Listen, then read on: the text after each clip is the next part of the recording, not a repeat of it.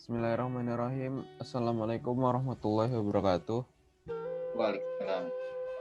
Innal hamdalillah nahmaduhu wa nasta'inuhu wa nastaghfiruh wa na'udzu billahi min syururi anfusina wa min sayyiati a'malina. May yahdihillahu fala mudhillalah wa may yudlilhu fala hadiyalah. Asyhadu an la ilaha illallah wa asyhadu anna Muhammadan abduhu wa rasuluhu la nabiyya ba'dah. Pertama-tama mari kita panjatkan puji serta syukur kita kepada Rob kita Allah Subhanahu wa taala yang telah memberi kita nikmat iman, nikmat Islam dan nikmat sehat walafiat dan nikmat-nikmat lainnya yang bisa kita rasakan hingga saat ini. Salawat serta salam tak lupa kita haturkan kepada junjungan kita Nabi besar Nabi Muhammad SAW beserta para sahabatnya, keluarganya, serta pengikutnya hingga akhir zaman. Alhamdulillah kita pagi ini kita masih dapat menghadiri kajian tafsir tadabbur surah Al-Baqarah yang alhamdulillah kita sudah ayat ke-25 yang alhamdulillah juga kita merutinkannya setiap Sabtu dan Ahad pagi. Mungkin untuk mempersingkat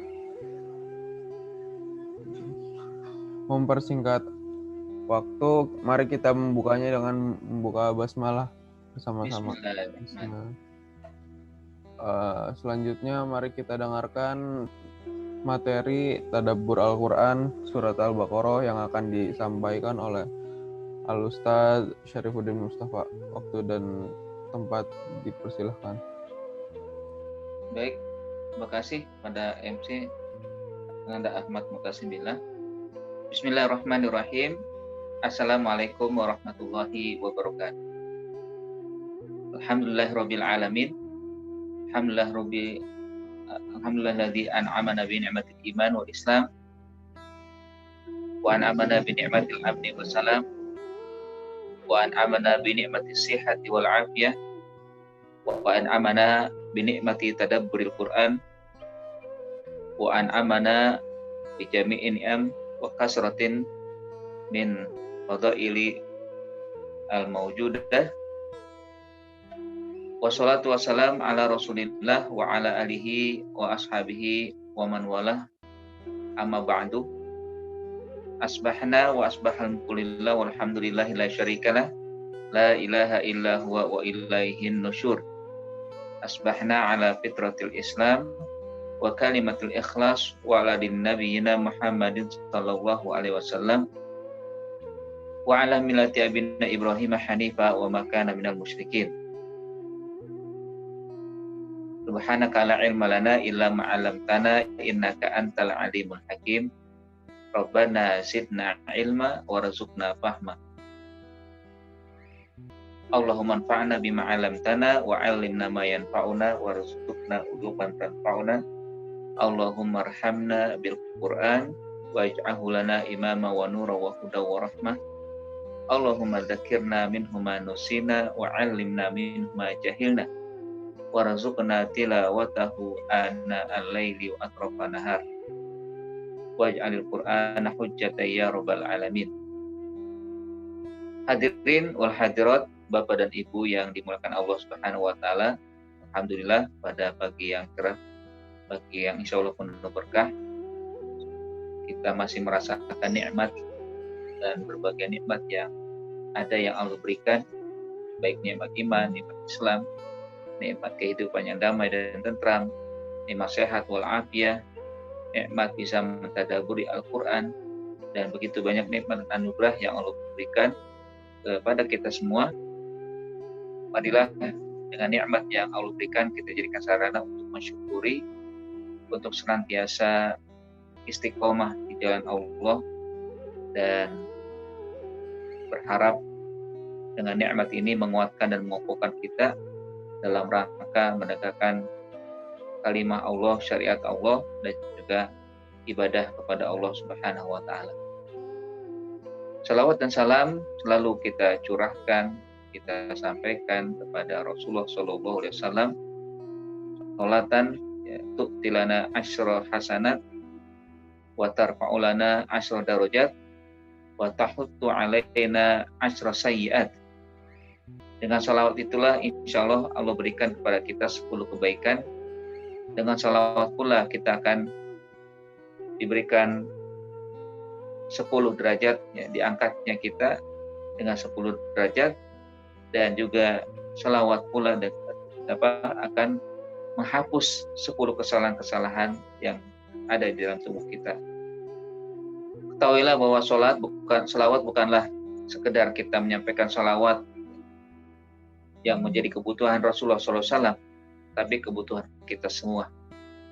Dengan salawatlah doa kita akan sampai kepada Allah Subhanahu wa taala. Karena doa setiap hamba tanpa mengucapkan salawat setelah dia bersyukur, mengucapkan syukur kepada Allah Subhanahu wa taala, itu dianggap tidak sampai karena kurang dan belum sempurna. Begitu pula sholat kita yang setiap hari kita lakukan tanpa mengucapkan salawat, maka akan tidak sah sholat kita. Sebagaimana pula dengan salawat itu, maka hakikatnya setiap amalan yang banyak akan menjadi sebab kita beroleh keberkahan. Marilah senantiasa kita bersalawat kepada Rasulullah SAW. Allahumma sholli ala Rasulillah, Allahumma sholli ala Rasulillah, Allahumma sholli ala Rasulillah sallallahu alaihi wasallam. Bapak dan Ibu yang dimuliakan Allah Subhanahu wa taala, pada hari ini kita akan melanjutkan tadabbur surat Al-Baqarah, masuk pada tadabbur yang ke-21 yang masuk juga pada surat ini di ayat 25 tentang kabar gembira kepada orang yang beriman dan beramal soleh. Mudah-mudahan kita termasuk orang-orang yang mendapatkan kabar gembira ini dan merasakan betul bahwa insya Allah kita akan memperoleh hal-hal yang disampaikan oleh Allah dalam ayat 25 ini. Tentunya orang yang mulia adalah orang yang senantiasa berinteraksi dengan Al-Quran. Karena Al-Quran disebut oleh Allah dengan Al-Karim, sebagaimana juga Al-Quran disebut dengan Al-Majid, Al-Quran yang mulia, Al-Quran yang agung. Hakikatnya Allah sebagai sumber pertama adalah zat yang mulia. Dialah yang maha mulia yang telah menurunkan Al-Quran. Allah juga memilih malaikat sebagai makhluk mulia untuk menjadi sarana menyampaikan Al-Quran kepada sosok yang dipilih. Al-Quran pula turun pada waktu yang mulia, di bulan Ramadan, Sayyidus Suhur, sebagaimana Al-Quran diturunkan pada momen yang mulia, malam yang mulia, yang disebut dengan Lailatul Qadar, malam kemuliaan. Bahkan juga disebut dengan Lailatun Mubarakah, malam yang penuh keberkahan. Dan penerima pertama atau yang diberikan amanah untuk menyampaikan Al-Quran adalah makhluk yang paling mulia yang ada di muka bumi ini, yaitu Nabi Muhammad Shallallahu Alaihi Wasallam.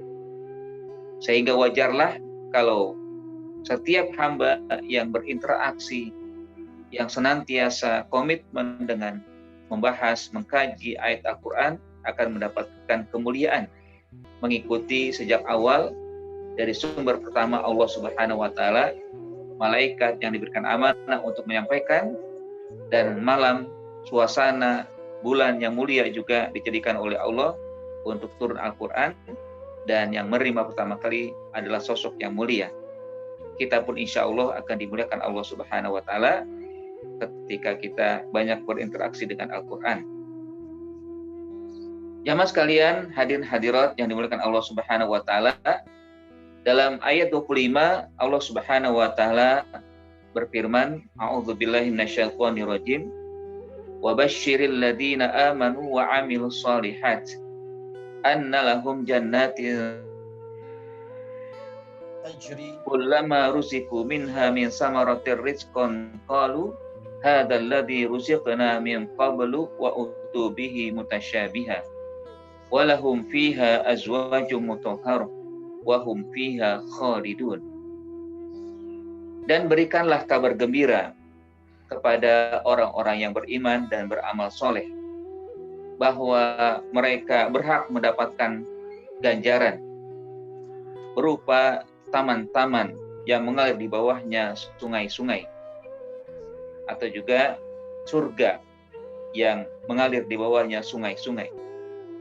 Setiap kali mereka diberikan rezeki dari surga itu sebagai anugerah yang Allah berikan, qalu hadzal ladzi ruziqna min qabl. Mereka akan berkata, inilah yang telah kami dapatkan sebelumnya. Lalu diberikan lagi rezeki yang lain yang sama persis dengan apa yang mereka rasakan di dunia.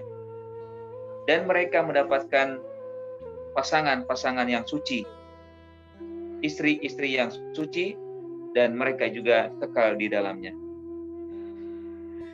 Ayat ini hadir setelah sebelumnya Allah Subhanahu wa taala memberikan ancaman kepada orang kafir, kepada orang yang masih ragu dengan Al-Qur'an. Fa illam taf'alu wa lan taf'alu fattaqun narul lati waquduhan nasu wal hijarah u'iddat lil kafirin. Hakikatnya orang yang ragu itu juga disebut dengan orang kafir. Karena sebelumnya dikatakan wa in kuntum fi raibin mimma nazzalna ala abdina. Jika kalian masih tetap ragu, lalu setelah itu Allah Subhanahu wa taala kecam dan tegaskan bahwa kalau ditantang tapi tidak bisa menghadirkan, masih tetap ragu, maka mereka termasuk orang yang kafir. U'iddatul kafirin, yang balasannya adalah azab api neraka yang di dalamnya tentunya ada bahan bakar dari manusia dan batu-batu. Nah, ini semua rupanya bagai ancaman bagi manusia yang tetap ingkar, yang tetap ragu terhadap Al-Quran. Nah, setelahnya Allah berikan kabar gembira kepada mereka yang tidak ragu, kepada mereka yang tidak kafir, kepada mereka yang senantiasa menjadikan Al-Quran sebagai pegangan dan jalan hidup sehari-hari. Sehingga ini merupakan tabiat ya, yang kalau kita perhatikan, tabiat Al-Quran atau juga ajaran Islam yang selalu menghadirkan sesuatu yang berlawanan ya. Ada ancaman, ada janji. Al-wa'idu dan al-wa'du. Sebelumnya ancaman, Allah ancam orang yang kafir, Allah ancam yang ragu. Nah, di sini adalah janji Allah, al-wa'du lil mu'minin. Janji bagi orang-orang yang beriman. Kalau yang sadar berarti tentunya mengajak ya, atau juga memberikan motivasi kepada yang ingkar untuk menghilangkan keingkaran, atau juga yang ragu menghilangkan keraguan. Atau juga dalam bahasa lain dengan adanya tarhibun wa targhibun. Ada tarhib, ya, memberikan rasa takut, rasa ngeri, dan targhib memberikan rasa keinginan, rasa ya kesukaan. Tarhib dan targhib. Tarhib artinya Allah memberikan sesuatu yang membuat gentar orang-orang yang mendengarnya. Ya, tentunya kita gentar takut ya, ketika ada azab disebutkan. Makanya ya, dalam bacaan-bacaan yang menggetarkan itu kan suasana hati merasa takut dan bahkan bisa membuat diri ini ya, menangis ya. Bahkan ya, Umar sendiri selalu merasakan akan ketakutannya ketika ada bacaan-bacaan yang terkait dengan tarhib, sesuatu yang mengerikan. Dan sisi lain juga tarhib, sesuatu yang membuat orang senang, orang suka untuk bisa memiliki dan mendapatkan serta meraihnya. Targhib dari rogiba yarghabu targhibun. Artinya membuat rasa senang dan berkeinginan untuk mendapatkannya. Nah, seperti halnya yang nanti kita bahas. Atau juga ada sisi yang Allah sebutkan dengan bentuk yang keras, atau yang tidak ada tameng atau suatu yang orang itu merasa ditegaskan oleh Allah gitu kan, keras, tidak ada aling-aling istilahnya. Sementara ada juga sesuatu yang lembut Allah inginkan, Allah sampaikan. Jadi ada bentuknya keras, ya ada bentuknya lembut. Orang yang keras itu memang disampaikan kepada orang kafir dan orang yang ragu. Karena bukti sudah banyak, tapi tetap mereka kekeh dengan kekufuran dan keraguannya. Maka disebutkan dengan keras. Fattaqun narul lati waquduhan nasul hijarah u'iddat lil kafirin. Bahkan yang lain ada juga banyak disebutkan ayat-ayat terkait dengan kerasnya penyampaian Allah ya dalam Al-Qur'an, dalam ayat-ayatnya terhadap atau yang dituju kepada orang yang tidak beriman dan orang yang masih ragu. Sementara ada kelembutan, ya. Ada hal-hal yang ketika dibaca enak didengar, ketika dibaca hati merasa begitu nyamannya. Ya. Dan inilah yang akan kita sampaikan atau kita dapatkan, di mana Allah Subhanahu Wa Taala mengatakan di awal wabasyir, dan sampaikanlah kabar gembira. Ini sesuatu yang menggugah ya, kata penggugah, sehingga ada rasa keingintahuan. Wabasyir, dan berikanlah kabar gembira. Kira-kira apa yang akan disampaikan kabar gembira itu? Sesuatu yang mengajak ya kita semua ketika memahami ayat ini bahwa Allah ingin menyampaikan kabar gembira kepada seseorang yang dipilihnya. Ini juga yang kita perhatikan ya, bahwa iman itu sesuatu kehendak yang Allah berikan kepada yang dipilih. Makanya kita bersyukur telah dipilih oleh Allah Subhanahu Wa Taala menjadi hamba-hamba yang beriman. Kira-kira apa yang Allah sampaikan? Belum juga disampaikan terkait dengan apa itu kabar gembira, tapi setelah itu yang dituju adalah ya, orangnya. Allah katakan alladzina amanu wa amilus sholihat. Berikanlah kabar gembira kepada orang-orang yang beriman dan beramal soleh. Nah, ini menjadi pokok utama ya, yang diinginkan oleh Allah Subhanahu Wa Taala, bahwa dalam ya, mendapatkan informasi yang bentuknya kabar gembira itu hanyalah akan diberikan kepada orang yang beriman dan beramal soleh. Iman, amal, dua sisi yang tidak bisa terpisahkan. Iman dan amal, dua hal yang tidak bisa diabaikan. Tidak boleh satu diambil, yang satunya diabaikan. Tidak boleh satu diambil, tapi yang lain ditinggalkan. Tidak boleh. Duanya harus berjalan seiring sekata, seiring ya, berbarengan dalam setiap kegiatan aktivitas sehari-hari. Artinya bahwa iman itu menjadi pangkal, menjadi landasan, amal soleh sebagai ya, penyempurna dari keimanannya. Bahwa orang yang mengatakan beriman tidak boleh dalam aktivitasnya tidak memberikan atau tidak mencerminkan keimanan, yaitu ya, dia melakukan hal-hal yang dilarang.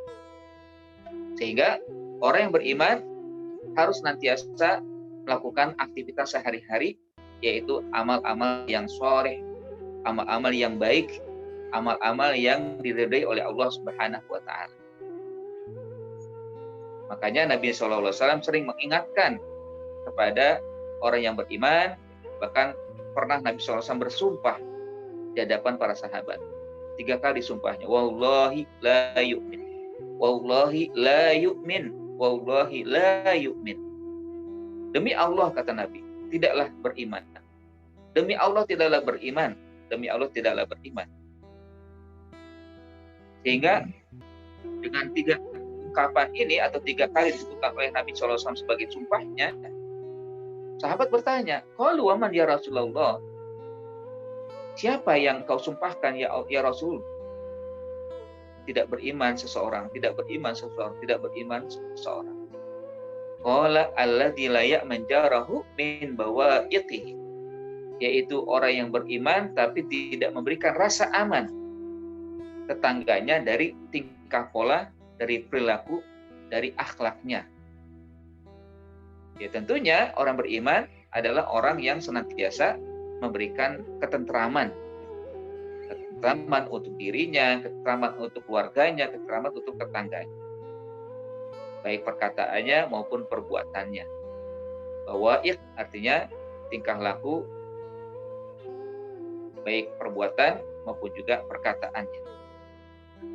Sehingga seseorang yang beriman memang orang yang beramal soleh. Pun juga kalau dibalik, orang yang beramal soleh pun harus melandasi atau juga harus dimantapkan dengan keimanan. Amal soleh tanpa iman percuma. Amal soleh tanpa ada landasan iman sia-sia. Sebanyak apapun amal soleh dilakukan oleh setiap hamba atau setiap manusia, maka bagi Allah seperti habaan mansuro, seperti debu yang ditiup dihempaskan oleh angin, atau seperti biki'atin yahsabu zom'ana, yang sauzum'ana ma'a, seperti fata morgana, dikira oleh orang yang sedang kehausan air, padahal bukanlah air. Begitulah nanti nasib orang kafir, orang yang amal solehnya tapi tidak dilandasi dengan keimanan. Atau juga secara spesifik bahwa orang yang beramal soleh itu harus senantiasa mengikhlaskan amal perbuatannya karena Allah Subhanahu wa Ta'ala. Nah, ini dua hal yang tidak boleh terpisahkan dan tidak boleh satu sama lain diabaikan. Harus berjalan seiring dalam kehidupan sehari-hari, bahwa hidup harus dilandasi dengan keimanan dan juga amal soleh. Ma'asyiral muslimin rahimakumullah, bahwa hidup adalah anugerah. Hidup adalah nikmat yang Allah berikan kepada kita semua. Namun jangan sampai anugerah dan nikmat ini tidak kita isi dengan yang baik atau dengan sempurna, yaitu tanpa diiringi dengan keimanan dan amal soleh. Hidup juga merupakan anugerah sarana. Allah Subhanahu wa Ta'ala ingin menyaring siapa di antara kita yang ahsanu amala, terbaik amalnya. Sehingga dengan itu maka Allah Subhanahu wa Ta'ala akan menempatkan mereka di tempat yang cocok, yang mulia, yaitu surga Allah Subhanahu wa Ta'ala. Karenanya marilah dengan niat karena Allah, kita kuatkan iman kita dan kita perbaiki atau kita tingkatkan amal soleh kita, sehingga kita berhak meraih janji-janji yang disebutkan oleh Al-Quran dan juga janji-janji yang disebutkan oleh Nabi kita dalam hadis Rasulullah SAW. Apa kira-kira janji yang Allah Subhanahu wa Ta'ala sampaikan? Apa kabar gembiranya yang Allah Subhanahu wa Ta'ala ingin sampaikan pada ayat ini? Wa basyiril ladzina amanu wa amilus sholihat, dan sampaikanlah kabar gembira kepada orang-orang yang beriman dan beramal soleh. Annalahum, ini yang pertama. Annalahum, kebaikan berupa pahala. Kata lahum itu sesuatu yang baik. Jadi annalahum, ya sesungguhnya ini sebagai mukadimah, ya, bahwa mereka berhak mendapatkan ini di dunia, ya, yang ya menurut saya ya bahwa memang Allah sudah memberikan kebaikan di dunia. Lahum itu artinya Allah sudah memberikan kepada mereka kebaikan-kebaikan yang ada di dalam kehidupan atau dirasakan oleh mereka dalam kehidupan sehari-hari. Lahum, ya. Apa? Ya ada kehidupan yang nyaman, kehidupan yang damai, kehidupan yang tentram. Bahwa orang beriman adalah orang yang memang hidupnya demikian. Apapun kondisi yang sedang dialami, insya Allah dengan keimanan itulah akan menjadi tentram. Alladzi tatma'innu qulubuhum bi dzikrillah. Mereka yang tentram dengan berzikir, ya, itu dengan keimanan, yang ada si iman itu akan tentram. Sehingga dengan keimanan maka hidup kita tentunya tidak akan terasa hambar ya. Dengan keimanan hidup kita tidak akan terasa suram. Insya Allah tidak. Karena Allah Subhanahu wa taala senantiasa memberikan ke dalam jiwa orang beriman ketentraman dan ya, kebahagiaan. Dan juga Allah berikan pahala dari setiap amal yang dilakukan oleh setiap orang beriman.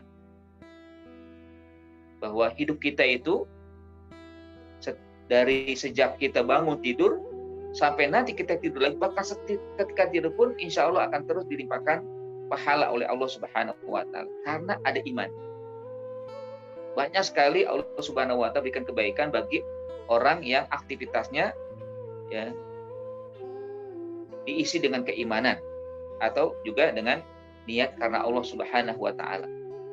Ketika makan ya baca bismillah, maka makannya itu mendapatkan pahala. Ketika minum baca bismillah, maka minumnya pun dapat pahala. Ketika aktivitas sehari-hari mencari nafkah juga akan mendapatkan pahala. Walaupun nanti mendapatkan gaji, ya, dapatkan upah dan lainnya dari aktivitas sehari-hari, itu juga insya Allah menjadi bagian yang lain ya, yang Allah berikan.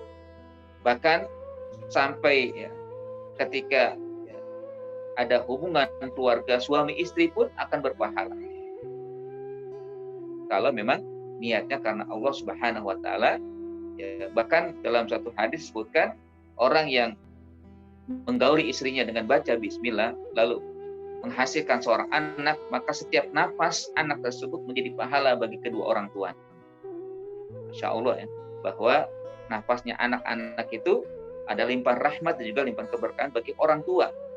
Pahala yang akan terus mengalir dan tidak akan putus selama dia masih hidup, selama dia masih bisa bernafas. Itu karena memang Allah mengapresiasi bagi mereka yang beriman, bagi mereka yang senantiasa menghadirkan Allah dalam aktivitasnya. Menghadirkan Allah dalam segala kegiatannya. Jadi tidak percuma bagi mereka yang beriman dan juga bagi mereka yang ikhlas dalam menjalankan kehidupan sehari-hari. Bahkan juga dengan ibadah yang kita lakukan, niscaya akan gugur dosa-dosa yang mungkin ada dalam diri kita. Innal hasanat yuzhibnas sayyi'at. Kebaikan-kebaikan akan menghapus segala keburukan-keburukan. Orang beriman akan diberikan hal tersebut ketika dia menjalankan ketaatan kepada Allah. Ibadah, ya, sholat, ya, dengan ibadah itu langkah kaki menuju masjid, kanannya mengangkat derajat, kirinya menghapus dosa-dosa. Ketika berwudu juga demikian, setiap basuhan air yang digunakan jatuh air itu maka bergugurlah dosa-dosa, baik dari wajahnya, dari tangannya, ya, atau juga dari kepalanya dan kaki-kakinya dan anggota tubuh lain yang dibasuh oleh air wudu. Pun yang lainnya banyak sekali kebaikan-kebaikan dan juga dosa-dosa yang bisa gugur oleh karena ibadah yang dilakukan landasannya iman kepada Allah Subhanahu wa taala. Nah, ini yang pertama bahwa Allah mengatakan annalahu, bahwa mereka berhak mendapatkan kebaikan-kebaikan. Yang kedua, dengan jannatin tajri min tahtihal anhar, taman-taman atau yang sering kita dengar dengan jannat itu adalah surga. Surga yang mengalir di bawahnya sungai-sungai. Ya mungkin kalau sekarang kita melihat di Jakarta itu kan, orang yang tinggal di Jakarta mungkin kalau sungai ini nggak terlalu nyaman itu kan. Ya. Tapi kita lihat mungkin dahulu atau juga di pedesaan ya, yang begitu indahnya ketika ada taman di bawahnya air yang mengalir. Dan pasti yang diberikan oleh Allah lebih baik dari itu. Perasaan nyaman, tentram ketika berada di tengah taman yang di bawahnya air yang mengalir, yang airnya juga sejuk, airnya juga jernih, ya, pasti ada terasa yang begitu enak dan begitu tentramnya ya, ketika berada di tengah hal tersebut. Makanya hari ini nanti disebutkan oleh Allah Subhanahu Wa Taala kok seperti di dunia ya. Yang ketiga, Allah Subhanahu Wa Taala mengatakan bahwa orang ya, beriman diberikan kabar gembira dengan rezeki berupa makanan. Kullama ruziku minha min samarah. Ketika Allah Subhanahu wa Ta'ala mengadukan rezeki ya, kepada mereka, yaitu samarah, ya, sebagaimana samarah itu sebenarnya adalah inti dari makanan atau tumbuhan yang Allah Subhanahu wa Ta'ala keluarkan dari perut bumi. Atau nanti di surga juga Allah berikan berbagai jenis makanan. Samarah itu bukanlah hanya sekedar buah. Karena kalau buah saja disebutkan fakihah. Tapi kalau samarah artinya inti dari berbagai tumbuhan. Baik sayuran atau pohon-pohonan yang buah-buahan ya. Atau yang lain ya. Bahwa Allah sengaja membuat ini atau mengatakan ini agar terasa bahwa bukan hanya fakihah yang Allah hadirkan nanti di surga, tapi berbagai makanan yang lain. Berbagai jenis makanan yang disukai atau juga yang pernah ditemui oleh setiap penghuninya di dalam kehidupan di dunia. Nah, di surga akan diberikan hal tersebut, kullama ruziku minha min samarah. Ketika diberikan atau dianugerahkan rezeki di dalam surga tersebut dari jenis sayur-sayuran, tumbuh-tumbuhan, dan makanan-makanan yang lain, ya, yang banyak dan beragam. Nah, di sini Allah Subhanahu wa Ta'ala katakan dengan rezeki, ya, ulama ruziku minha min samarah. Setiap kali diberikan rezeki atau dianugerahkan rezeki. Nah, ini tentunya rezeki ini hakikatnya adalah dari hasil yang telah dilakukan oleh hamba, oleh kehidupan yang dilalui. Pertama adalah rezeki iman, terus juga rezeki amal soleh, rezeki harta, dan rezeki ilmu. Jadi hakikatnya ini hasil daripada yang telah dilalui ya oleh orang beriman ya, keimanannya, amal solehnya, hartanya, dan juga ilmunya. Karena rezeki itu kan sesuatu yang bermanfaat dari apa yang Allah anugerahkan.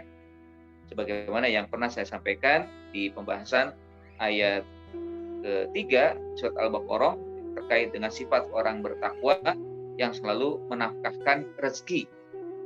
Wa mimma razaqnahum yunfiqun, bahwa apa yang kami rezekikan mereka berinfakkan.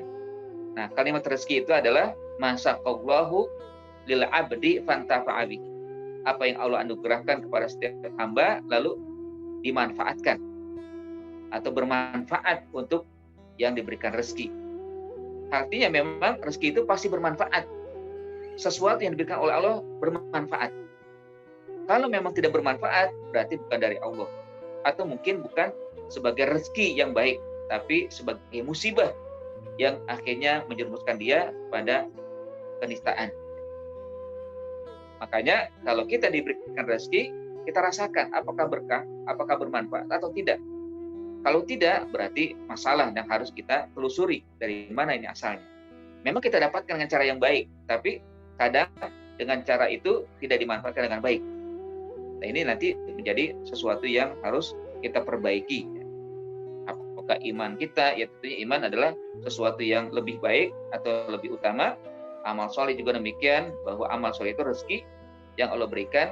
Begitu banyak orang yang tidak bisa berbuat soleh oleh karena memang dirinya tidak memiliki kesadaran untuk mendapatkan pahala dan juga untuk mendapatkan kebaikan. Atau hartanya, ya, yang seringkali rezeki itu dinisbatkan kepada harta, dan juga tentunya ilmu yang bagian daripada rezeki. Nah, ulama rusiku min samaratir rizqan qalu, ketika diberikan rezeki oleh Allah ya, dalam bentuk makanan-makanan ya, sebagai anugerah yang Allah Subhanahu wa Ta'ala berikan, maka mereka berkata, qalu hadzal ladzi ruziqna min qabl. Ini adalah rezeki yang pernah saya rasakan. Inilah rezeki yang pernah saya dapatkan, persis sama. Walaupun kesamaan itu tetap ada perbedaan. Tidaklah persis ya. Tapi manusia, namanya manusia yang akalnya mungkin terbatas, pasti merasakan demikian. Artinya mungkin untuk mengisyaratkan dobelnya Allah berikan kenikmatan. Di dunia diberikan, di surga juga diberikan. senang apa di dunia, maka akan Allah hadirkan kesenangan itu di akhirat, di surga. Orang yang senangnya durian pasti akan dihadirkan durian istilahnya. Orang yang senangnya rambutan pasti akan dihadirkan rambutan. Begitu. Bahkan ya, tentunya kenikmatan yang di surga itu lebih baik dan lebih utama dan lebih banyak ya, atau lebih dari rasa atau lagi dari kenikmatan sudah pasti lebih daripada yang ada di dunia.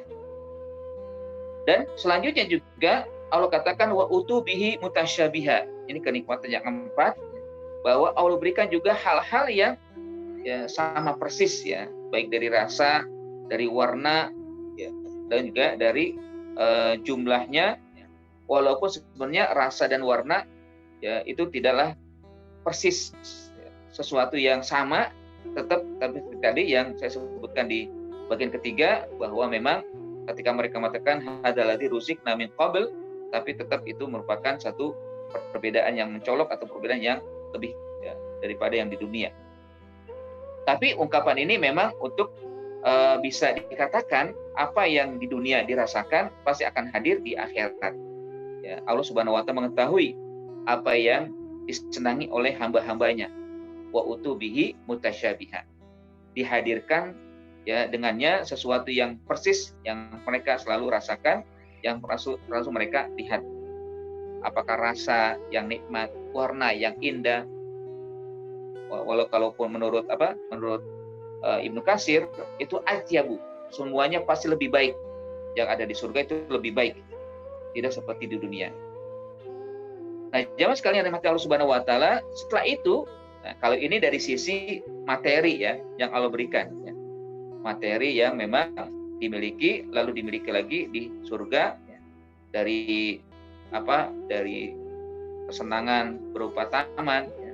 Dari rezeki-rezeki, dan juga dari makanan-makanan yang hampir sama mereka rasakan di dunia. Dan setelah itu Allah sampaikan dengan walahum fiha azwajum mutahharah. Di dalamnya juga mereka mendapatkan pasangan-pasangan yang suci. Seringkali disebut azwaj ini ya pasangan istri ya, bagi laki-laki. Tapi kalau kita lihat dalam bahasa Al-Quran, kata azwaj itu bisa laki bisa perempuan. Ya, artinya pasangan. Kalau berbicara yang berbicara laki berarti istri. Mereka akan mendapatkan di dalamnya istri-istri yang suci. Tapi kalau yang berbicara perempuan bisa dikatakan mereka mendapatkan pasangan-pasangan suami. Nah, nanti mungkin akan muncul pertanyaan, bisakah istri memiliki pasangan yang banyak? Nah, ini nanti juga perlu kita lihat bahwa memang inti daripada apa yang Allah Subhanahu wa Ta'ala sampaikan di sini, Allah ingin sampaikan atau ingin berikan kepada orang yang beriman dan beramal soleh berupa pasangan yang suci, pasangan yang baik. Kalau istri diberikan pasangan yang banyak, kalau suami juga diberikan pasangan yang banyak, karena di sini adalah jamak ya. Walahum fiha azwajum mutahharah. Sementara para ulama, para mufassir mengatakan azwaj ini adalah istri-istri yang suci, yaitu bidadari yang suci, yang bersih dari kekotoran dan juga dari sakit. Dari kotor yang sifatnya zohir atau juga dari kotor yang sifatnya batin, yaitu tidak ada kemusyrikan, ya, atau juga dari sakit yang diderita tidak ada dimiliki oleh pasangan yang ada di surga. Dan yang terakhir yang diberikan oleh Allah, wahum fiha khalidun, mereka kekal di dalamnya. Nah, jamaah sekalian, tentunya di sini hal-hal yang bisa kita tekankan dalam makna atau juga mendalami janji-janji Allah Subhanahu wa Ta'ala, bahwa Allah Subhanahu wa Ta'ala memberikan kepada orang yang beriman dan beramal soleh, hanya itu yang diberikan. Ya, artinya hanya untuk orang yang beriman dan beramal soleh. Selain itu tidak akan diberikan berupa 5 kenikmatan tadi. Lalu juga penegasan yang ingin saya sampaikan bahwa di sini bahwa Allah Subhanahu wa Ta'ala memberikan kepada mereka banyak sekali kenikmatan, baik dari sisi kesenangan ya, terkait dengan harta, atau kesenangan dari dari pasangan dan juga kesenangan dari kekekalan di akhirat atau di surga. Mereka tidak akan keluar dari itu. Nah, terkait dengan azwaj ya, terkait dengan pasangan ini orang banyak yang tergugah itu kan, bahwa kalaulah di dunia tidak memiliki pasangan yang banyak, nanti di akhirat akan mendapatkan pasangan yang banyak. Lalu bagaimana dengan istri yang di dunia? Apakah nanti akan ditinggalkan? Tentunya tidak. Karena dalam satu riwayat dikatakan bahwa ketika seorang hamba dimasukkan ke dalam surga, lalu dihadirkan pasangan-pasangan yang banyak ya, atau bidadari-bidadari yang banyak, maka pasangan yang di dunia yang mengiringinya di surga itu akan lebih cantik dan lebih indah dilihat, sehingga dia tidak tertarik atau dia lebih suka kepada pasangan yang di dunia. Kalau misalkan memang dua-duanya masuk ke dalam surga, sehingga akhirnya orang yang di dunia ya, bersatu dalam keimanan, dalam amal soleh akan bersatu pula di surga tanpa melirik pasangan yang banyak, pasangan yang baik, atau pasangan yang sudah disediakan oleh Allah Subhanahu wa Ta'ala. Begitulah yang memang Allah berikan. Ya, kalaupun memang dia pengen ke sana, itulah memang sah-sah saja dan bolehkan ya, karena memang sudah menjadi pemberian Allah Subhanahu wa Ta'ala kepada mereka sebagai apresiasi yang terbaik dari Allah Subhanahu wa Ta'ala. Nah, itu yang memang diinginkan oleh Allah Subhanahu wa Ta'ala agar kita tergugah dan termotivasi untuk meraihnya. Jemaah sekalian, terakhir yang bisa kita lihat di sini bahwa Allah Subhanahu wa Ta'ala mengakhiri dengan kalimat wa hum fiha khalidun, bahwa setiap manusia yang masuk ke dalam surga akan mendapatkan kesempurnaan kebahagiaan. Tamamu sa'adah fa innahu ma'ahadan na'im fi maqamin aminin minal mauti wal inqita'.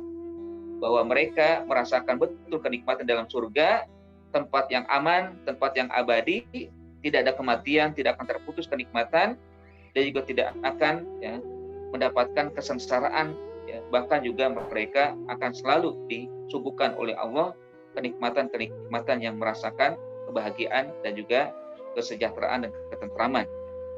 Wallahu al-mas'ul an yuhsyirana fi zamratihim. Allah lah yang bertanggung jawab untuk kita dibangkitkan dalam kelompok orang-orang yang baik ya.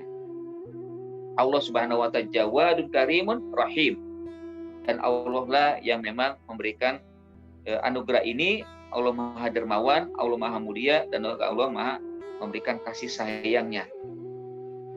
Intinya juga bahwa di sini ya, tadi yang sudah di awal ya, setelah Allah mengatakan wa basyiril ladzina amanu wa amilus sholihat anna lahum, bahwa mereka berhak untuk mendapatkan, dan juga setelah itu dikatakan kulama ruziku dan sebagainya, bahwa semua itu adalah karena anugerah, karena rahmat Allah. Setiap kita akan masuk surga karena rahmat Allah, karena anugerah Allah Subhanahu wa Ta'ala, bukan karena sekedar amal kita. Walaupun di awal sudah dikatakan demikian, tapi ini tiket awalnya, tiket untuk mendapatkan surga demikian, tapi nanti ketetapan adalah rahmat Allah. Ketetapan itu tetap dari anugerah Allah Subhanahu wa Ta'ala untuk kita mendapatkan surganya. Sehingga akhirnya nanti kita menyadari bahwa setiap amal kita sungguhnya adalah menjadi sarana kita mendapatkan rahmat, lalu nanti masuk surga berkat rahmat dan juga anugerah Allah Subhanahu wa Ta'ala.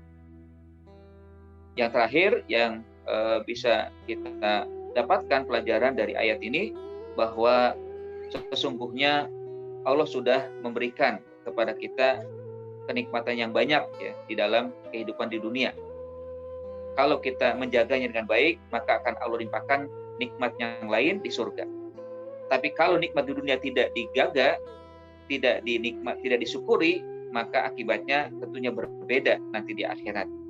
Karena itu, marilah dengan nikmat di dunia ini, dengan nikmatul iman, nikmatul Islam, dan nikmat-nikmat yang lain kita jaga, kita terus pertahankan, istiqomah di jalan Allah, sehingga kelak Allah juga akan mengapresiasi dan akan berikan nikmat yang lebih banyak lagi, lebih baik lagi di surga atau di akhirat kelak. Mungkin itu yang bisa saya sampaikan terkait dengan kabar gembira yang Allah sampaikan di dalam ayat 25 surat Al-Baqarah ini. Hakikatnya memang ini merupakan satu motivasi ya bagi kita agar kita terus senantiasa menjaga ya, iman kita dan juga memperbanyak amal soleh kita. Nabi SAW ya, bersabda, anharul jannah tabjuru tahta talarin au min tahta jibalin al-misk. Surga yang diberikan oleh Allah kepada orang beriman nanti mengalir di bawahnya sungai yang memancar juga mengalir dari curug ya, dari pancuran atau juga dari gunung-gunung keluar air yang airnya itu sangat wangi, sangat indah dirasakan atau juga dicium. Wallahu a'lam bishawab. Itu saja mungkin yang dapat saya sampaikan. Lebih kurang mohon maaf. Qul qouli hadza. Saya serahkan kepada pembawa acara Ananda Ahmad Mutasimillah. Alhamdulillah, terima kasih Ustadz atas materinya. Untuk selanjutnya mari kita buka sesi tanya jawab. Ya, bagi yang ingin bertanya silahkan tulis di chat atau open mic.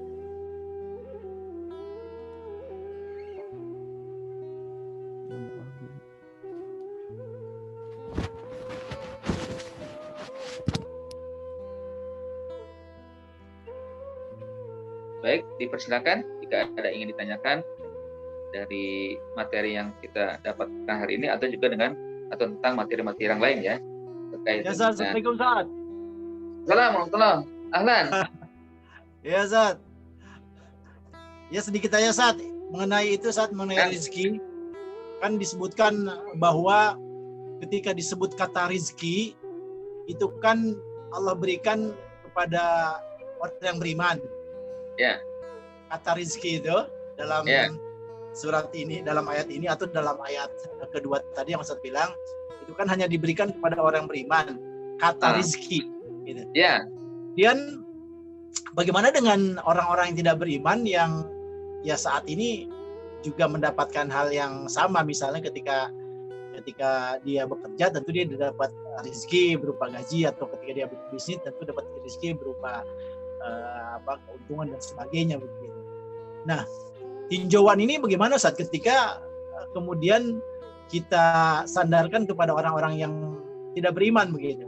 Apakah kata rezekinya menjadi berubah atau menjadi hilang atau seperti apa, Ustaz? Ya.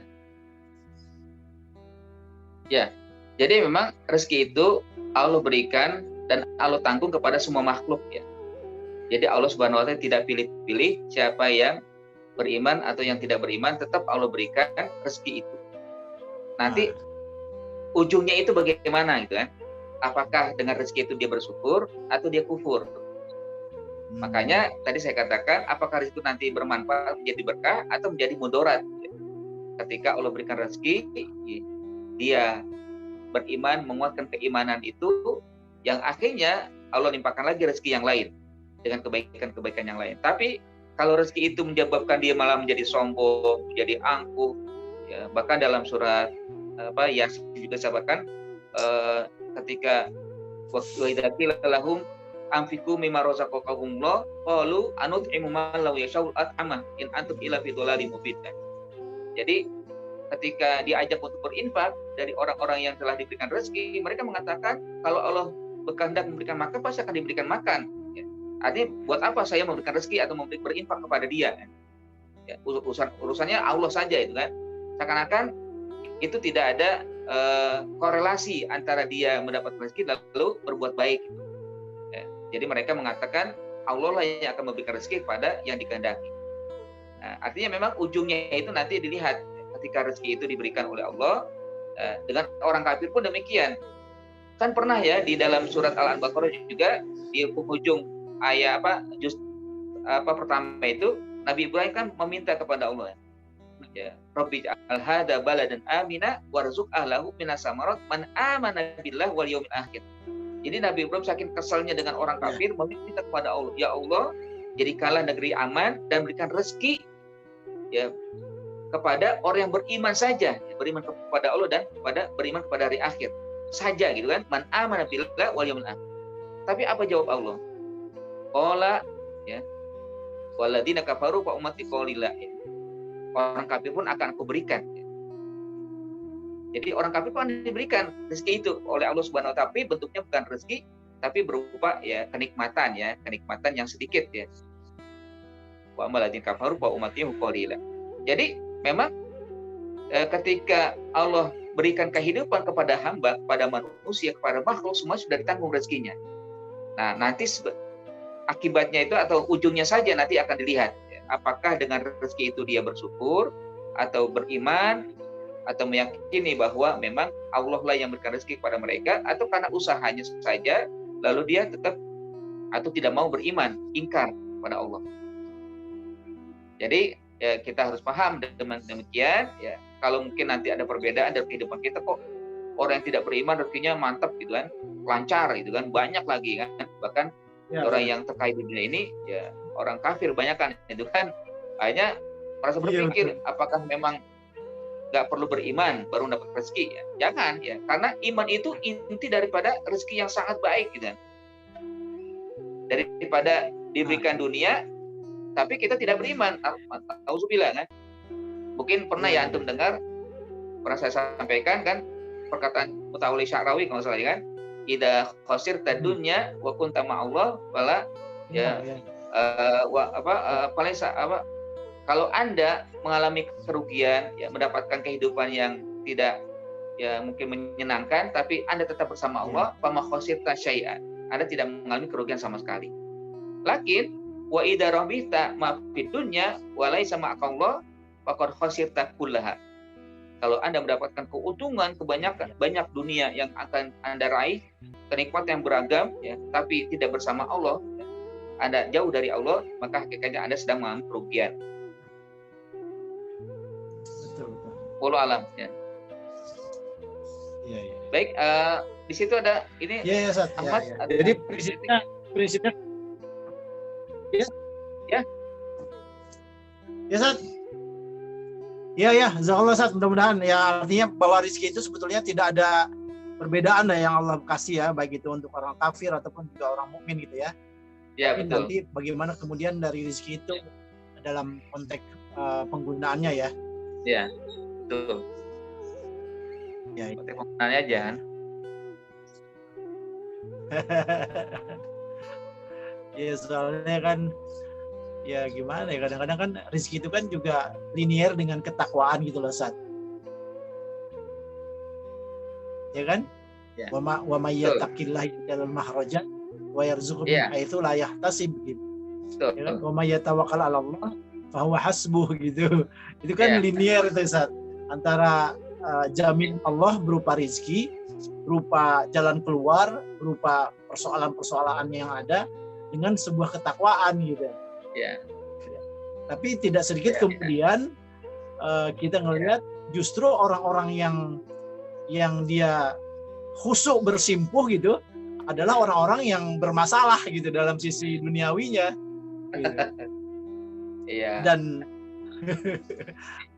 gitu loh. Ya, artinya kan memang perlu juga kita pahami bahwa ibadah itu bukan menjadi syarat mendapatkan rezeki ya. Tapi sebenarnya dengan baiknya beribadah itu rezeki yang baik ya. Tapi nanti materinya yang belum tentu Allah berikan kepada dia ya. Ya, tapi dan juga mungkin rezeki itu nanti ada usaha yang dilakukan oleh setiap hamba. Orang kafir kan rajin kerjanya ya. Giat dan gigih ya. Nah, nanti dipertanyakan kepada kita ya. Apakah kita punya kegigihan atau kerajinan dan semangat, nanti akan menghadirkan rezeki itu. Kalau misalkan kita sama gigih, rajin, giat tapi tidak hadir, juga apa yang kita inginkan rezeki itu bukan berarti salah gitu kan, tapi tetap nanti kita berhusnuzon kepada Allah. Ya mungkin Allah sedang menguji dan memang ini yang terbaik Allah berikan kepada saya. Ya, bahwa materi itu bukan menjadi sesuatu yang mulia, ya, kecuali memang kalau kita mendapatkan materi lalu kita kuatkan iman dan memperkokoh ibadah. Iya sih, Zat. Ya. Anak izin dulu ya. Makasih ya. Baik, ada yang bertanya di sini? Assalamualaikum Ustaz. Atas pencerahannya, izin bertanya ya. tadi dikatakan kita masuk surga bukan karena amal soleh kita, namun karena rahmat Allah. Kalau begitu, kenapa Allah menyuruh kita beribadah ya Ustaz? Ya memang ya tadi saya sampaikan bahwa kita masuk surga tidak berdasarkan amal soleh, tapi karena ridho Allah dan rahmatnya. Ini saya dapatkan dari hadis Nabi SAW yang dalam riwayatnya disebutkan ya, saddidu wa qaribu wa'lamu anna a'malakum lan yudkhilakum al jannah. Wa fi riwayatin ukhra qala Nabi sallallahu alaihi wasallam saddidu wa qaribu wa'lamu anna a'malakum lan yunjiyakum anin nar. Saddidu, luruskanlah niat. Wa qaribu, kuatkanlah kedekatan diri kepada Allah. Mantapkan ya kedekatan diri. Dan ketahuilah kata Nabi, amal-amal kalian tidak mampu memasukkan kalian dalam surga. Dalam berat lain dikatakan, ketahuilah kata Nabi, amal-amal kalian tidak akan mampu menyelamatkan kalian dari api neraka. Sampai sahabat kaget dan bertanya, qalu wala anta ya Rasulullah, termasuk engkau ya Rasul, bahwa amal tidak akan mampu masuk ke dalam surga dan menyelamatkan dari neraka? Betul, termasuk saya kata Nabi. Illa kata Nabi an yataghammadan yaubahu rahmatahu wa fadlahu. Au fi mana minal hadis, kecuali kata Nabi kalau memang Allah rengkuhkan, Allah berikan kepadaku rahmat dan anugerahnya. Ya tentunya amal ibadah, amal soleh yang kita lakukan menjadi prasyarat mendapatkan rahmat, ya kan? Prasyarat mendapatkan ridho. Kalau orang yang ingin mendapatkan rahmat, banyak-banyak ibadah. Ya, gak mungkin orang kafir akan diberikan rahmat oleh Allah, ya. Walaupun Allah berkehendak dengan itu ya. Tapi hakikatnya kan amal soleh itu menjadi jalan mendapatkan rahmat Allah, mendapatkan ridho Allah. Tapi jangan mengatakan sudah pasti masuk itu. Ya, karena ada ya dalam berat lain disebutkan nanti ada orang yang berdebat dengan Allah. Dia akhirnya dimasukkan ke dalam surga, lalu kata Allah, wahai malaikat, masukkan hamba ke dalam surga karena rahmatku. Kaget orang ini. Akhirnya mengatakan di hadapan Allah, bukankah aku masuk surga karena amalku ya Allah? Aku sudah banyak beramal. Siang malam aku beribadah. Tidak pernah putus ibadahku. Kenapa aku masuk surga karena rahmatku, bukan karena amalku? Kata Allah, rahmatku engkau masuk surga. Karena rahmatku aku masukkan ke dalam surga. Kata dia, enggak ya Allah. Nampaknya karena amalku, aku banyak beramal soleh. Akhirnya, kalau gitu kita timbang. Mana yang lebih besar antara rahmatku dengan amalmu. Akhirnya diletakkanlah amalnya yang sudah sekian lama, ya mungkin bertahun-tahun ya beramal soleh, beribadah, tidak pernah putus. Ditimbang, betul waktu itu berat. Belum ditimbang rahmat. Lalu setelah itu diletakkan satu rahmat Allah, yaitu mata. Ya. Bahwa mata dia itu atas rahmat Allah, dia bisa melihat rahmat Allah. Dengan mata itu dia bisa membaca Quran, bisa beraktivitas, bisa beramal soleh, dan baik sekali dengan yang lainnya. Karena matanya, itu rahmat Allah yang diberikan oleh Allah Subhanahu Wa Taala dalam bentuk mata. Langsung dengan rahmat mata itu menjatuhkan atau juga mengalahkan amal ibadah yang selama itu diklaim sebagai terbanyak amalnya dan menjadi dia masuk surga. Barulah sadar dia, lalu mengatakan, betul ya Allah, aku masuk surga bukan karena amalku, tapi rahmat. Dan memang sesungguhnya kalau dikatakan di sini tadi kan, annalahum jannatin tajri min tahtil anhar itu, bahwa memang awalnya amal soleh kan, atau iman dan amal soleh. Tapi iman dan amal soleh ini hakikatnya menjadi tiket kita mendapatkan rahmatnya. Makanya ada orang yang kadang merasa sudah pasti masuk surga dengan amalnya, jangan sampai. Ya. Ini menjadi satu kesombongan ya, yang lahir dalam diri dia seakan-akan sudah pasti dimasuk surga. Padahal masuk surga itu hak Allah. Allah yang berhak memasukkan orang ke dalam surganya. Namun Allah juga akan melihat siapa yang berhak masuk surga, lalu diberikan rahmatnya, diberikan izinnya, setelah itu barulah dia dipersilakan untuk mendapatkannya. Nah itu yang dimaksud ya, jangan sampai akhirnya kita merasa percuma ibadah. Tapi sebenarnya ibadah itu menjadi bagian kita menjadi mulus mendapatkan rahmat Allah dan mendapatkan ridho Allah. Makanya kan selalu kita memohon kepada Allah setelah kita beribadah ya. ya agar diterima amal ibadah ya, dan lain-lain. Baik, silakan ada yang mau tanya. Tafadhol, dibuka mic-nya. Assalamualaikum warahmatullahi wabarakatuh. Waalaikumsalam warahmatullahi wabarakatuh. Yami dari Depok. Ini banyak ibu-ibu yang ngomong juga suka menanyakan, misalkan para suami yang soleh dengan rahmat Allah masuk surga mendapatkan 1000 bidadari gitu. Nah, Tapi ketika di dunia ini ada para suami mungkin yang baru menikah melihat ada perubahan istri yang sudah mulai hamil, ada ya agak jelek lah ibaratnya. Terus jadi tertarik dengan wanita lain. Terus ada juga suami yang sudah punya anak kuliah. Syaratnya untuk poligami kan dia maisha rezekinya cukup untuk anak keluarga. Tapi itu untuk bayar kuliah anaknya aja agak sulit gitu. Bagaimana dia ingin poligami gitu. Nah, cara memberikan pengertian kepada para suami baik yang sudah lama menikah atau yang baru menikah, bahwa kalau dia bersabar dengan keadaan yang belum memungkinkan untuk poligami, dia akan mendapatkan 1000 bidadari di surga. Itu bagaimana cara memberikan pengertian tersebut kepada para suami itu. Terima kasih Ustadz. Assalamualaikum warahmatullahi wabarakatuh. Jazakallah khair. Waalaikumsalam warahmatullahi wabarakatuh. Ya memang ya perlu dipahami bahwa rezeki itu kan berupa wanita solehah ya. Khairumata imratun atau mar'atun solehah. Sebaik-baik perhiasan dunia adalah ya, wanita solehah, istri yang solehah. Ketika Allah memberikan salah satu kenikmatan ini, seorang suami seharusnya bersyukur ya, dan berusaha untuk menjaga dan melihara, dan kalau bisa bukan hanya di dunia berkumpul, juga di akhirat. Nah, ketika ada keinginan yang lain, misalkan ya seorang suami ingin berpoligami untuk menambah mungkin ya dari istri yang lain ya, dia juga harus perhatikan apakah dia mampu menjaga. Ada yang mengatakan begini ya, dari kajian para ulama di Saudi ya, bahwa sebenarnya yang harus dilakukan oleh seorang itu menjaga istri yang pertama. Jangan menoleh ke yang lain ya, karena yang sunnahnya begitu kan. Yang sunnah itu sebenarnya istri satu, bukan poligami. Kalau nanti dia berpoligami, bebannya berat. Pertama dia harus adil ya. Dia juga harus menemukan nafkah yang tentunya sudah pasti banyak ya problem yang diperhatikan ya, apalagi dalam masalah maisha dia tidak mencukupi ya. Maka nanti akan menjadi berat bagi dia. Sehingga akhirnya timpang ya. Atau juga mungkin ada yang terkendala ya. Apakah lagi kebutuhan semakin banyak ya.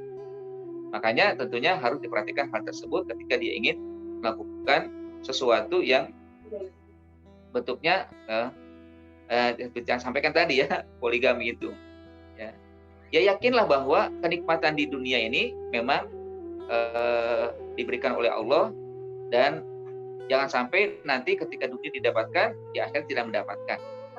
Kalau misalkan ya dia melakukan poligami tapi hanya nanti tidak ada yang baik ya, terjadi, atau mungkin ketidakadilan terjadi di situ. Jadi intinya bahwa memang suami harus memperhatikan betul sesuatu yang sudah Allah berikan, lalu jagalah perasaan istri ya, yang mana dia sudah mengandung 9 bulan ya, lalu memberikan anak, yang anak itu nanti akan menjadi baik bagi dia kalau dia selalu membimbingnya dengan baik. Seorang istri pun memang selalu ya diperintah untuk menjaga ya bagaimana suami bisa nyaman ya dengan keberadaan atau berada di dalam keluarga itu. Nah, satu sama lain saling menjaga agar suami tidak berkeinginan berpoligami bagaimana ya, agar istri juga tetap menarik bagaimana ya. Nah, satu sama lain saling menjaga ya, sehingga kalaupun di dunia cuma satu, di akhirat akan banyak akan diberikan oleh Allah Subhanahu wa taala. Ya kan, kalau kalau orang yang berkeinginan ingin lebih dari satu, itu biasanya hanya mengikuti nafsu ya, nafsu yang ada dalam dirinya. Ya kalaupun mungkin nafsunya bisa diiringi dengan nafkah yang baik, ya bisa saja kan. Ya, Tapi hakikatnya memang sebagaimana yang Allah katakan dalam surat An-Nisa, ya, wala tastiu an ta'dilu bainan nisa'i walau harastum. Kalian tidak akan bisa berbuat adil walaupun kalian bersungguh-sungguh berusaha untuk melakukannya. Pasti ada ketimpangan, ya. Ketimpangan dalam masalah maisha atau masalah perhatian. Kan 5 hal ya yang harus diperhatikan oleh seorang suami terhadap istrinya. Memberikan nafkah, ya, memberikan pakaian, ya, memberikan pendidikan, memberikan perhatian, dan juga memberikan perasaan, menjaga perasaan, ya. Nah, 5 ini harus diperhatikan, ya. Kalau misalkan ada poligami 2 atau 3, maka dia akan berabe, ya, melakukan 5 hal ini, ya, memenuhi 5 hal ini. Mungkin kadang-kala satu aja sudah keberatan, ya, atau sudah keleleran istilahnya kan, nafkah misalkan, nafkah ya istrinya, nafkah anaknya. Makanya ya tentunya tidak juga kita melarang adanya poligami, tapi juga jangan sampai nanti bablas begitu saja seorang suami melakukan poligami tanpa memperhatikan apakah mampu dia, sanggup dia memenuhi 5 hal yang akan diberikan kepada istrinya. Ya.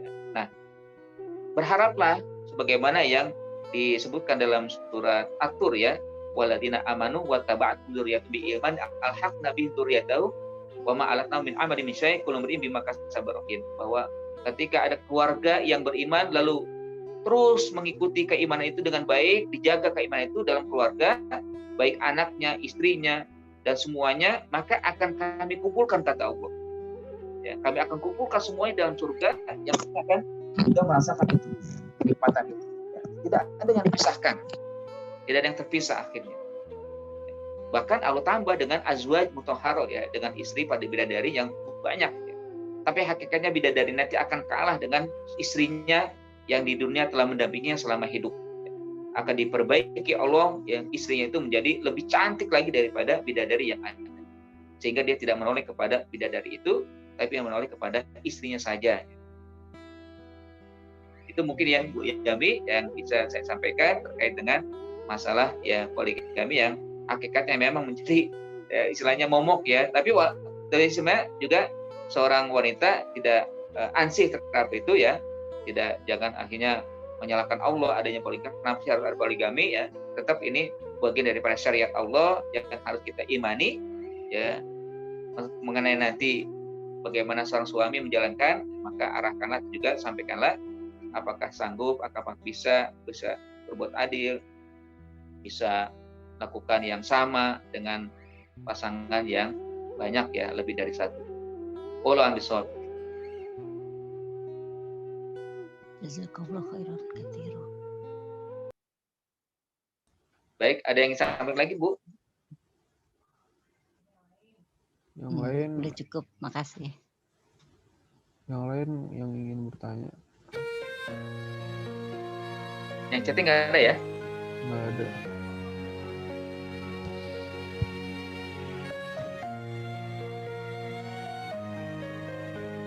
Baik. Kalau bila tidak ada yang bertanya, mari kita tutup dengan baca doa yang akan dipimpin oleh Ustaz Syarif.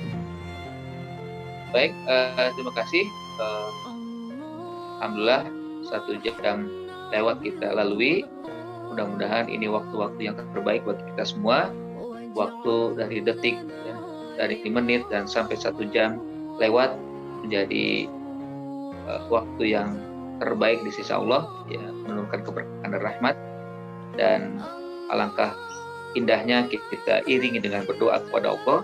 Semoga duduknya kita, bertahannya kita dalam mengkaji dan juga membahas ayat-ayat Allah menjadi sebab kita mendapatkan rahmat dan keberkahannya juga, dan pahala yang berlipat. Kita awali dengan istighfar. Astagfirullahaladzim, astagfirullahaladzim, astagfirullahaladzim. A'udzubillahi minasyaitonirrajim. Bismillahirrahmanirrahim. Hamdan na'imin, hamdan syakirin, hamdan yuwafi ni'amahu wa yukafi mazidah. Ya Rabbana lakal hamdu wa lakal syukru kama yanbaghi li jalali wajhikal karim wa 'azimi sultanik. Allahumma shalli ala sayyidina Muhammad. Allahumma ij'al jam'ana jam'an marhuma wa tafarraqana min ba'dihi tafarruqan ma'suma.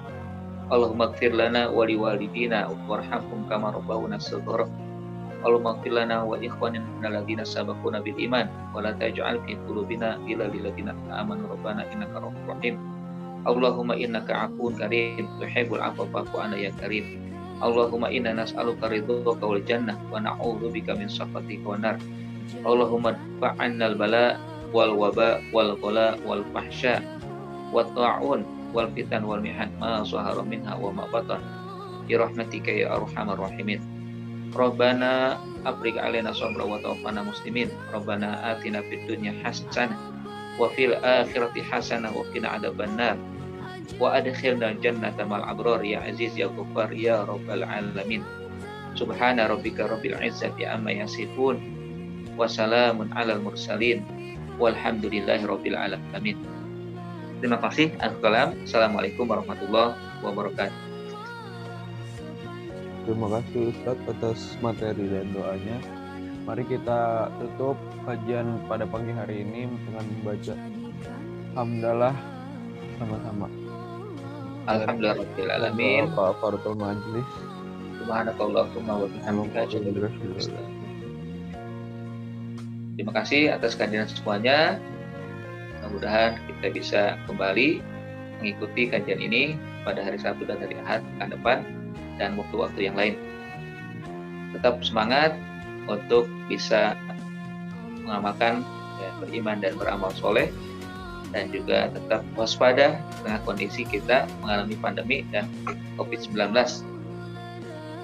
Dan kita terhindar diri kita dan keluarga kita dan negara kita juga terlepas dari ujian yang sangat berat ini.